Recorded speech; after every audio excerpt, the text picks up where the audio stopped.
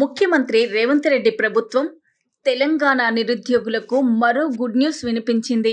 ఇప్పటికే తెలంగాణ రాష్ట్రంలో ఉద్యోగాల భర్తీపై దృష్టి పెట్టిన తెలంగాణ రాష్ట్ర ప్రభుత్వం ఉద్యోగాల నియామక ప్రక్రియను ప్రారంభించింది. ఈ మేరకు 11,062 పోస్టులతో వేసిన డిఎస్సికి పరీక్ష నిర్వహించిన రేవంత్ రెడ్డి సర్కార్ మరో వారంలో ఫలితాలు ప్రకటించనున్నట్లు తెలిపారు. అంతేకాకుండా ఉపాధ్యాయ దినోత్సవంలో హైదరాబాద్లోని రవీంద్ర భారతిలో నిర్వహించిన ప్రత్యేక కార్యక్రమంలో పాల్గొన్న ఉప ముఖ్యమంత్రి బట్టి విక్రమార్క కీలక ప్రకటన చేశారు. త్వరలోనే 6,000 పోస్టులతో మరో డిఎస్సి పరీక్ష ప్రకటిస్తామని ఆయన అన్నారు. డిఎస్సికి సంబంధించి కూడా డేట్ని మనం అనౌన్స్ చేసి పక్కాగా ఎగ్జామ్స్ కండక్ట్ చేసి ఉద్యోగాలు కల్పించాలని ఆలోచిస్తూనే పోతాం. కాకపోతే కొద్దిమంది విద్యార్థులు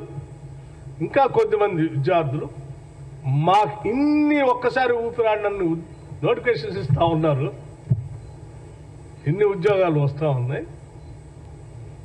మాకు ఇంకా కొద్దిగా టైం ఇస్తే బాగు అని అడుగుతూ ఉన్నారు. రైట్, ఇది ఒకటే కాదు కదా. డిఎస్సికి సంబంధించి నేను మరొక మాట కూడా మీకు ఇంకో శుభవార్త చెప్తా ఉన్నాం. ఇప్పుడు మేము కండక్ట్ చేసే డిఎస్సికి సంబంధించినటువంటి 11,000 ఉద్యోగాలే కాకుండా ఇంకా మేము చెప్పాము 16,000 దాకా ఖాళీగా ఉన్నాయని. ఇప్పుడు మేము అన్ని ఈ ప్రమోషన్స్ ఇవన్నీ చేసిన తర్వాత లెక్కలు వస్తూ ఉన్నాయి.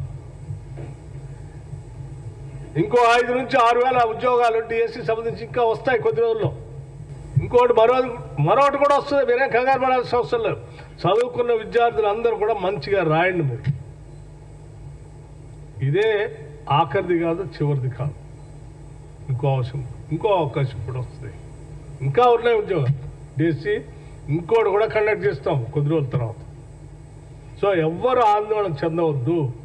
దయచేసి మీరంతా మా బిడ్డలు, తెలంగాణ బిడ్డలు, మీరంతా ఉద్యోగాలు పొంది మంచిగా జీవితాల్లో స్థిరపడాలనే ఆశ, ఆలోచన మా అందరికీ ఉంది.